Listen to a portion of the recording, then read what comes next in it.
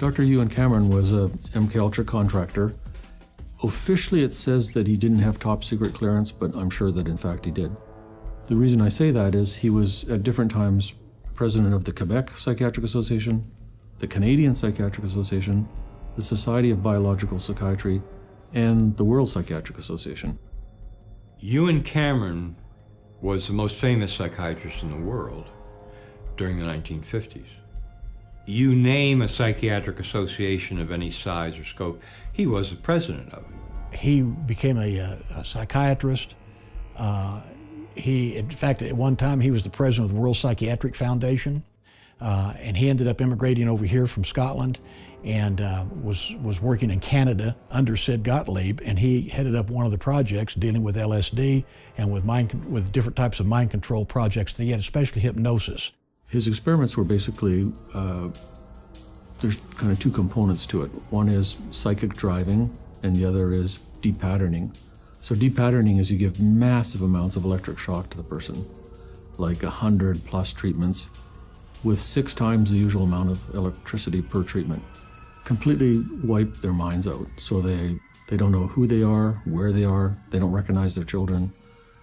And then once they're in that state, you can add on barbiturates and other drugs, keep them asleep for weeks at a time, or kind of like half asleep, and then play tape loops over and over and over and over. That's the psychic driving.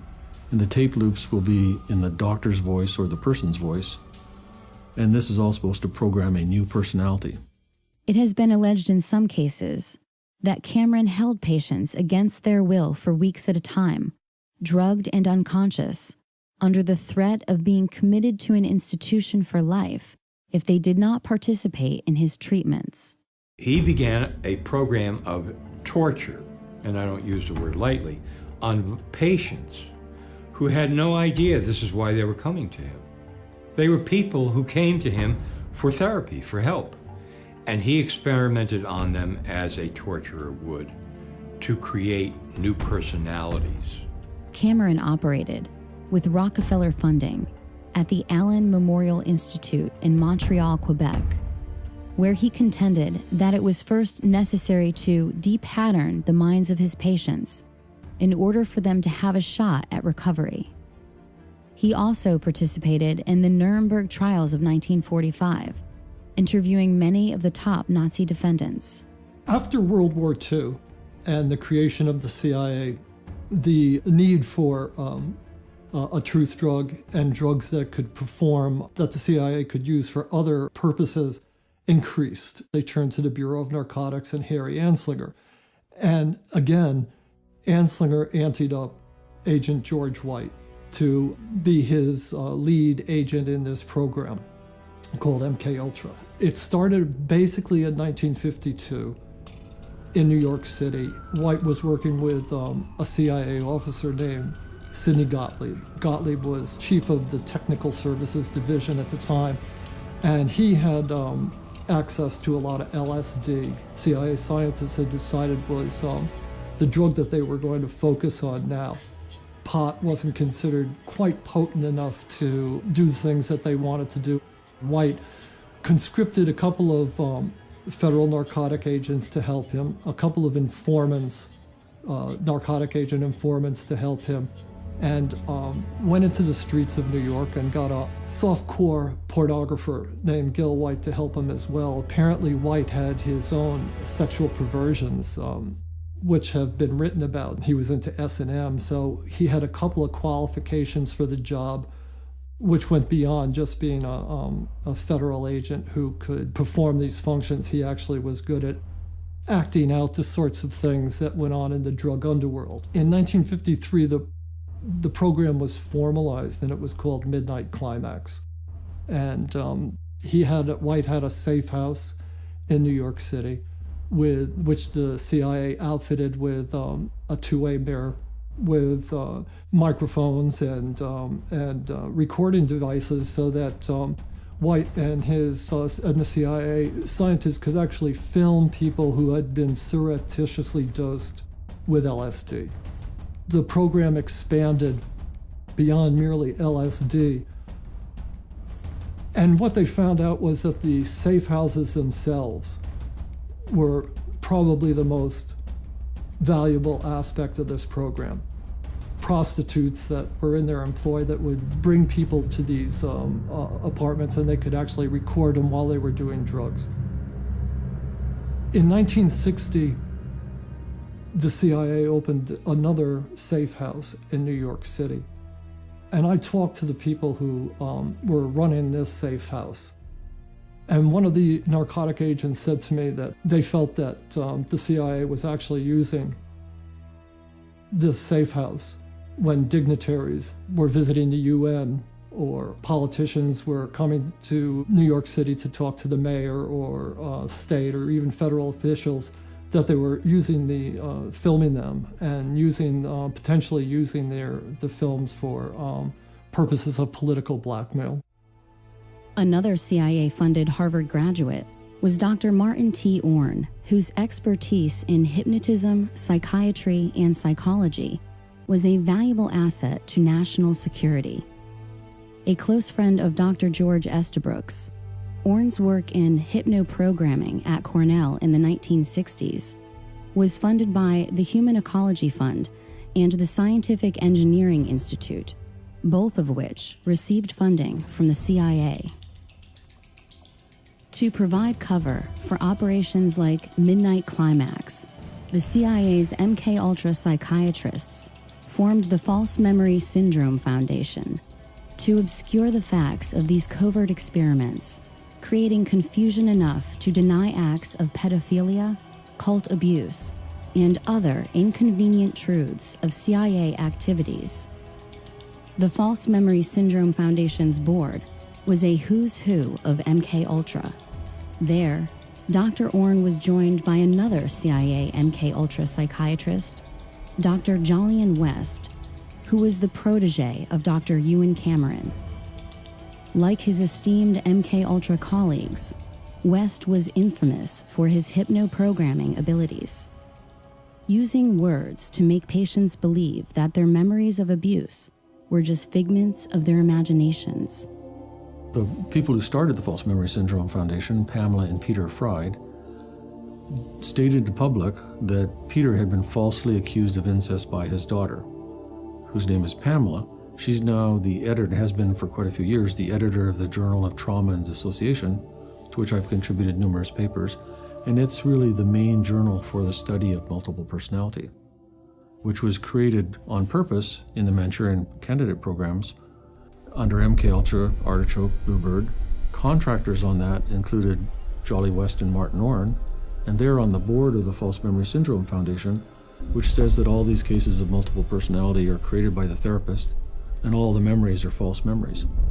I cannot dismiss what our intelligence agencies have been able to do by way of mind programming in different forms of research, Project Bluebird, MKUltra, and so on and so forth.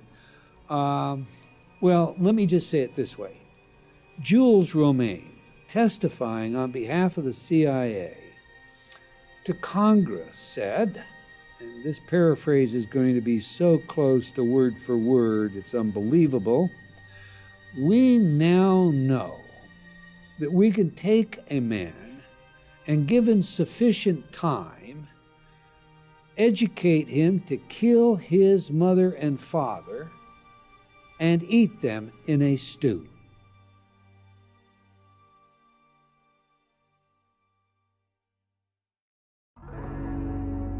How will power gravitate into the hands of those who control information? Through the internet, through wireless networks, through smart grids, smart devices, and smart meters, to monitor and control the personal behavior of every citizen in the grid. How has the role of harnessing the minds of human resources shaped the 20th and now the 21st centuries? This single pattern emerges from all the seeming chaos. The role of science, as juxtaposed to the mind, has not been used to help individuals. Rather, at every turn, at every discovery's emergence, knowledge is being used to restrain individuals. Learned helplessness is just one example. And so in the 1970s, They discovered through these experiments with dogs that if you put a dog, or two groups of dogs in a situation, one group of dog, they had control over when they were being shocked, they could use their nose and hit a panel and stop the shock. And another group of dogs, they had the equal amount of shocks, but they no matter what they did, they couldn't control the stoppage of shocks. They discovered this phenomenon called learned helplessness, and that the dogs that who had no control over stopping their shocks, they would become passive and depressed, and that when you put them in another task where all the dogs actually had control over stopping their shock by kind of jumping over this short barrier, the dogs that had learned helplessness, in other words, the dogs in the previous experiment who had learned that there was nothing that they can do to stop their pain, they did not bother trying. National elections is not equal to democracy. Democracy means you really have some power over things that affect your life, okay? But when Americans think that their democracy equals national elections, and they go and they have senseless wars and corporate control with a Republican in office like George W., and they think, well, we're gonna stop these senseless wars and corporate control, and we're gonna go and vote for Obama, this Democrat, and they get, what do they get? Senseless wars and corporate control. And so there's a kind of learned helplessness that sinks in there. How are the attitudes, beliefs, behaviors, and values of a society transformed such that the needs of the individual are always in conflict with the demands of the group? The early 20th century trend of conspicuous consumption, or the trading of that which is valuable and sensible for that which is superficial and frivolous, swept over America and other countries around the world, with the help of a few minds who were focused on changing our lives before we were even born. Edward Bernays, the nephew of Sigmund Freud, is well known as the father of modern propaganda and public relations, and for his application of psychological techniques to the field of advertising. People have a herd instinct. They tend to move in groups. They make conclusions based on emotion and feelings and desires. Edward Bernays, the nephew of Sigmund Freud, the archetypal psychologist, psychiatrist, openly bragged that there was a ruling elite that had taken control of society and that could basically program people like machines to walk off the edge of a cliff if ordered to do so. He was the guy that said, don't call yourself the Department of War, call yourself the Department of Defense. And he wrote book after book, like the book Propaganda, 1922, bragging about how we were all dumb animals and how the public mind was in his hand. They couldn't sell pork bellies. They were seen as junk meat, only used as flavoring in soups. They came out and said, no breakfast is complete without eggs and bacon, and showed a woman, on the newsreel sitting there cooking it. And he said, look, I can make these people do anything I want. And so he is really the archetypal father of brainwashing and propaganda right as the age of television began. And they took his sciences and just wrecked this country. Some of his most famous clients included Procter & Gamble, General Motors, General Electric, the United Fruit Company, Westinghouse Electric, Time Magazine, NBC, and CBS. He looked at what Uncle Freud had plumbed out, how the unconscious worked, and devised in his own mind the idea that you could cause people to do what you wanted them to do because they chose to do it. Indeed, in his work, Propaganda, he makes it clear that it is the duty of the intellectual elite to orchestrate the beliefs and behaviors of the public in order to have a cohesive society. They got together and said, well, people are too darn dumb. We have to program them mentally to do what they're supposed to do. Political science is largely based today on Bernays' work. In 1917, Bernays served on the Committee for Public Information, otherwise known as the Creel Committee, which set out to change public opinion in favor of the United States' involvement in World War I. At the request of Woodrow Wilson, Bernays personally attended the Paris Peace Conference of 1919, the same year that he would found the first public relations firm in the United States. Advancing some of this work, of course, he was commissioned by Woodrow Wilson, and to assist in selling the idea of World War I that it was about spreading democracy throughout Europe. He is, for all intent and purposes, the father of what we call today neuromarketing. It has been widely reported that Joseph Goebbels had employed Bernays' Crystallizing Public Opinion, the first book written on the emerging field of public relations, while formulating his own propaganda campaigns for Nazi Germany.